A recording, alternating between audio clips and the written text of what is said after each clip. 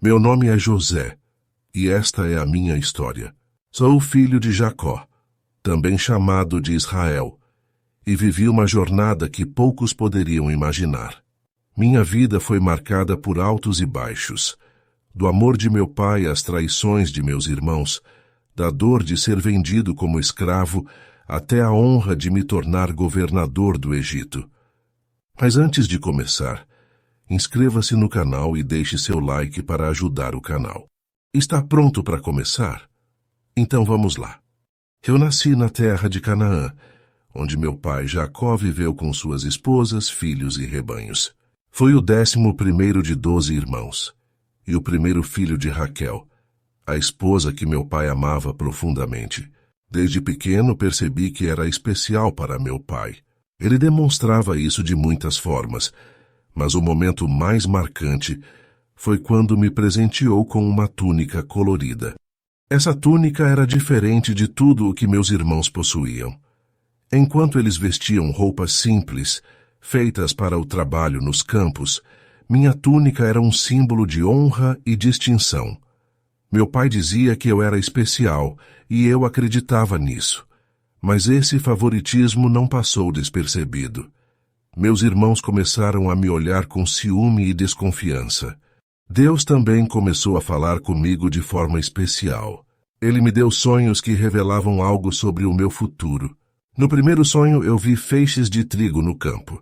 O meu feixe ficou em pé, enquanto os feixes dos meus irmãos se curvavam diante dele. Compartilhei o sonho com minha família, sem perceber o impacto que isso teria. Eles se irritaram e disseram: "Você realmente pensa que será nosso rei? Que governará sobre nós?" Gênesis 37:8. O segundo sonho foi ainda mais impressionante. Nele, o sol, a lua e 11 estrelas se curvavam diante de mim. Quando contei esse sonho, até meu pai ficou intrigado. Ele disse: "O que significa esse sonho? Será que eu, sua mãe e seus irmãos viremos a nos curvar até o chão diante de você?" Gênesis 37:10. Esses sonhos eram visões de Deus, mas eu não entendia completamente o que significavam. O que eu sabia era que, enquanto Deus me mostrava essas coisas, a raiva de meus irmãos só aumentava. Um dia meu pai me pediu para verificar meus irmãos, que estavam cuidando dos rebanhos em Siquém. Ele confiava em mim e eu estava ansioso para agradá-lo. Peguei minha túnica e caminhei até onde meus irmãos estavam. Quando me viram de longe, o ódio tomou conta deles. "Lá vem aquele sonhador", disseram uns aos outros. "Vamos matá-lo e jogá-lo em uma cisterna. Diremos que um animal feroz o devorou. Vamos ver o que será dos sonhos dele." Gênesis 37:19 e 20. Meu irmão mais velho, Rúben, interveio. Ele disse: "Não tirem sua vida, não derramem sangue. Joguem-no naquela cisterna no deserto, mas não o toquem." Rúben planejava me resgatar mais tarde. Porém, assim que cheguei, tiraram minha túnica e me jogaram na cisterna. Enquanto eu clamava por ajuda, meus irmãos se sentaram para comer. Foi então que avistaram uma caravana de mercadores ismaelitas a caminho do Egito. Judá sugeriu: "O que ganharemos se matarmos nosso irmão? Vamos vendê-lo aos ismaelitas e não tocaremos nele. Afinal, ele é nosso irmão, nossa própria carne."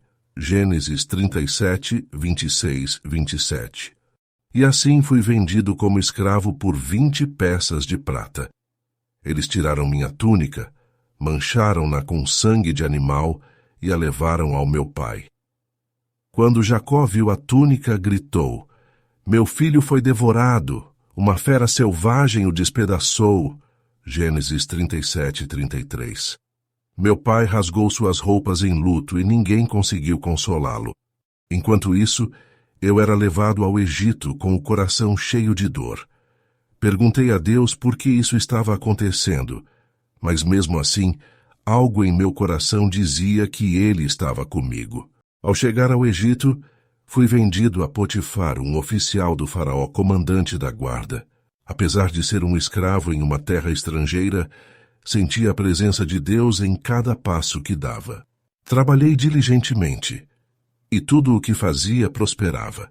Potifar percebeu isso e me colocou como responsável por toda a sua casa. Como está escrito, o Senhor estava com José de modo que ele prosperou. Gênesis 39, 2. Minha vida parecia estar melhorando, até que enfrentei um novo desafio.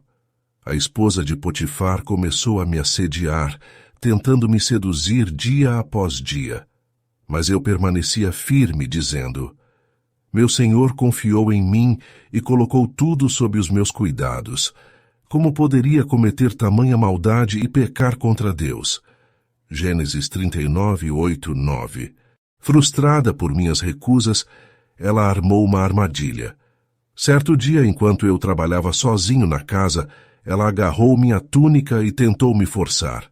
Fugi, deixando minha túnica para trás. Ela então usou isso como prova falsa, dizendo a Potifar que eu havia tentado atacá-la. Potifar, furioso, mandou-me para a prisão. Mesmo na prisão, Deus continuava comigo. O carcereiro percebeu isso e me deu responsabilidades dentro da prisão. Lá conheci 2 servos do faraó, o copeiro e o padeiro, que haviam sido presos. Ambos tiveram sonhos misteriosos e estavam angustiados, sem saber o que significavam. Deus me deu a habilidade de interpretar seus sonhos. Expliquei ao copeiro que ele seria restaurado ao seu cargo, enquanto ao padeiro revelei que seria executado. Como previ, os 2 sonhos se tornaram realidade. Antes que o copeiro fosse libertado, pedi que mencionasse meu caso ao faraó, mas ele se esqueceu de mim. Passei mais 2 anos na prisão, esperando e confiando em Deus. Foi um período de grande prova, mas também de aprendizado. Deus estava me moldando para algo maior. 2 anos depois, o faraó teve sonhos que ninguém conseguia interpretar. Ele viu 7 vacas gordas sendo devoradas por 7 vacas magras e 7 espigas de trigo cheias sendo consumidas por espigas secas. O copeiro, então, lembrou-se de mim e contou ao faraó sobre minha habilidade de interpretar sonhos. Fui chamado à presença do faraó. Expliquei que os sonhos eram uma mensagem de Deus. Os 7 anos de fartura seriam seguidos por 7 anos de fome, e o Egito precisava se preparar. Sugeri que fosse designado alguém sábio para organizar estoques de alimentos durante os anos de abundância. O faraó ficou impressionado e disse: visto que Deus lhe revelou todas essas coisas, não há ninguém tão criterioso e sábio como você. Gênesis 41, 39. Assim, fui nomeado governador do Egito, o segundo homem mais poderoso do reino. Deus transformou minha dor em propósito. Quando a fome chegou, ela não afetou apenas o Egito, mas toda a região, incluindo Canaã. Meus irmãos vieram ao Egito comprar grãos, mas não me reconheceram. Decidi testá-los para ver se haviam mudado. Acusei-os de serem espiões e pedi que trouxessem Benjamim, meu irmão mais novo. Quando trouxeram Benjamim, organizei um banquete, mas ainda fiz um último teste. Coloquei uma taça de prata no saco de Benjamim e acusei-o de roubo. Queria ver se meus irmãos o protegeriam. Judá ofereceu-se para ficar no lugar de Benjamim como escravo, e isso me mostrou que eles haviam mudado.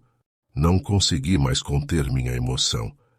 Lágrimas começaram a escorrer pelo meu rosto e minha voz tremeu enquanto dizia: eu sou José, o irmão que vocês venderam ao Egito. Não fiquem tristes nem se culpem pelo que fizeram, pois foi Deus quem me enviou adiante de vocês para salvar vidas. Gênesis 45, 5. Meus irmãos ficaram sem palavras, apavorados e cheios de culpa, mas eu os tranquilizei. Vocês planejaram o mal contra mim, mas Deus o transformou em bem, para que hoje muitas vidas fossem salvas. Gênesis 50, 20. Nesse momento, Toda a dor do passado deu lugar ao perdão e à reconciliação. Abracei cada um deles e eles choraram comigo. Era o início de uma nova fase para nossa família. Depois de me reconciliar com meus irmãos, pedi que voltassem a Canaã para buscar meu pai, Jacó, e toda a nossa família. Eu queria que eles viessem viver no Egito, onde poderiam estar protegidos da fome. Quando meus irmãos contaram a Jacó que eu estava vivo, ele não acreditou no início. Afinal, por anos ele acreditou que eu tinha morrido. Mas quando viu as carroças e os presentes que enviei, seu espírito se reviveu.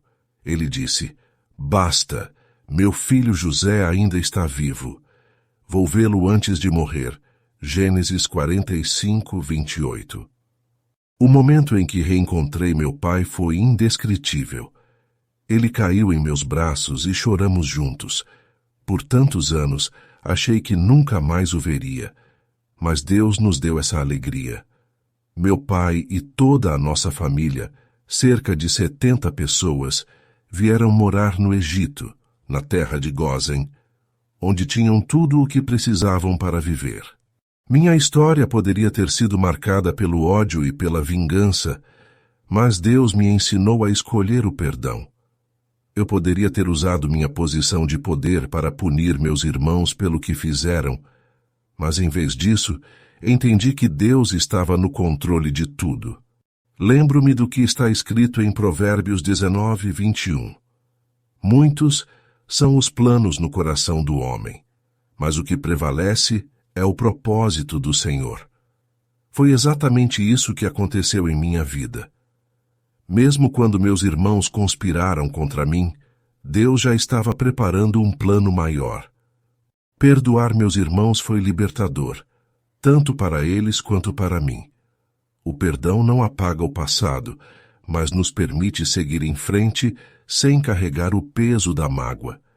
Deus transforma nossas feridas em algo belo quando entregamos tudo a Ele. Os anos passaram e minha família prosperou no Egito. Meu pai viveu por mais 17 anos após nosso reencontro. Quando ele morreu, foi um momento de grande tristeza para todos nós. Meus irmãos ficaram com medo, pensando que eu poderia me vingar agora que nosso pai não estava mais vivo. Eles vieram até mim e disseram: "Antes de morrer, nosso pai nos pediu que lhe disséssemos: por favor, perdoe a transgressão e o pecado dos seus irmãos." Gênesis 50, 16, 17. Eu chorei ao ouvir isso. Eles ainda não tinham entendido plenamente que eu já os havia perdoado. Então reafirmei: "Não tenham medo. Estarei aqui para cuidar de vocês e de seus filhos." Com isso, tranquilizei seus corações. Eu vivi 110 anos e Deus foi fiel em cada momento da minha vida. Antes de morrer, fiz questão de lembrar a todos que Deus cumpriria a promessa feita a Abraão, Isaque e Jacó, de levar nosso povo de volta à terra prometida. Se você está enfrentando desafios, lembre-se: Deus tem um plano. Confie nele e permita que ele transforme suas dificuldades em vitórias. Eu sou José, e esta foi minha história. Que ela inspire você a confiar no propósito de Deus para a sua vida. Pois os meus pensamentos não são os pensamentos de vocês, nem os seus caminhos são os meus caminhos, declara o Senhor. Assim como os céus são mais altos do que a terra, também os meus caminhos são mais altos do que os seus caminhos, e os meus pensamentos mais altos do que os seus pensamentos. Isaías 55, 8, 9.